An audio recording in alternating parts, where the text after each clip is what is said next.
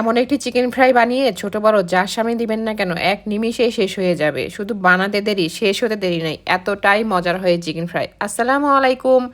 এতটাই মজার এই চিকেন ফ্রাই নতুন রাঁধুনি আপু আর বেচারা ভাইয়ারা আপনারা যারা আছেন খুব সহজেই মজার চিকেন ফ্রাই বানিয়ে নিতে পারবেন ঘরে থাকা সাধারণ উপকরণ দিয়েই। আচ্ছা, কয়েকটা ঝালমরিচ, ধনিয়া, জিরা, মরিচ সবই 1 চা চামচ আর গোলমরিচ দিয়েছি 10-12টা হবে। সব দিয়ে আধা ভাঙা করে আমি গুঁড়ো করে নিয়েছি। এই কাজটা আপনারা শিলপাটায় অথবা হামানদিস্তায় করে নিতে পারবেন। চিকেন নিয়েছি এখানে অর্ধেকটা, তার সাথে গুঁড়ো করে রাখা মশলা, মরিচের গুঁড়া আর ঝাল দিয়েছি স্বাদ অনুযায়ী, আদা রসুন গুঁড়া এখানে আপনারা বাটায় ব্যবহার করতে পারবেন, স্বাদ মতো লবণ, গরম মশলা, একটু সয়া সস, টমেটো কেচাপ আর হাতের কাছে ছিল বলে একটু চাট মশলাও দিয়ে দিয়েছি।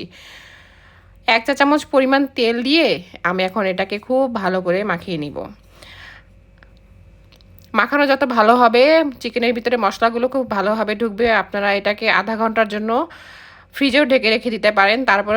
তারপরে চালের গুঁড়া ব্যবহার করে তারপর এটাকে ভাজি করে নিতে পারেন। আর এখানে আমি সাথে সাথে ভাজি করব, এই জন্য চালের গুঁড়া মিশিয়ে নিচ্ছি।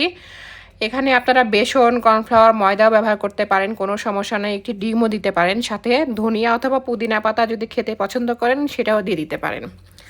মাখানো আমার হয়ে গিয়েছে, এখন আমি এগুলোকে ডুবে তুলে ভাজি করে নিব। আপনারা চাইলে বড় একটি প্যানে এটাকে ভাজি করে নিতে পারেন। আমি ছোট একটি প্যানে নিয়েছি যেন তেলের অপচয় কম হয় আর ডুবো তেলেও ভাজতে পারি। তারপরে এখানে আমি এখন এগুলোকে উল্টিয়ে পাল্টিয়ে ভাজি করে নিচ্ছি। এক পাশ হয়ে যাওয়ার পরে আরেক পাশ উল্টিয়ে দিবেন। আর দ্বিতীয় ব্যাচে যখন দিয়েছি তখন স্বাদ একটু খাবার রঙও দিয়েছি যেন কালারটা সুন্দর আসে। এই দেখেন কত সুন্দর একটি কালার এসেছে, টকটকা লাল। আপনারা চাইলে ব্যবহার করতে পারেন, না চাইলে কোনো সমস্যা নেই, স্বাদের কোনো পার্থক্য হয় না। এই যে দুটোর মধ্যে রঙেরই শুধু যা একটু পার্থক্য। এখন আমি এখানে ভেঙে দেখাচ্ছি একটি চিকেন, দেখবেন ভিতরে কতটা জুসি হয়েছে আর উপরে ক্রিস্পি। এই যে বাহ, এখন আর কি চাই বলেন। শুধু একটু মরিচ, একটু লেবুর রস আর একটু পেঁয়াজ দিয়ে, কাঁচা মরিচ যদি থাকে আর কি, যদি খেতে চান দিয়ে শুধু মুখের ভিতর দিবেন আর 1 নিমিষে টপাটপ সব শেষ হয়ে যাবে। এই তো, যদি ভালো লাগে আপনারা বাসায় বানিয়ে খেতে পারেন। আর ভিডিওটি ভালো লাগলে একটু শেয়ারও করে দিতে পারেন, একটু লাইকও করে দিতে পারেন। আল্লাহ হাফেজ।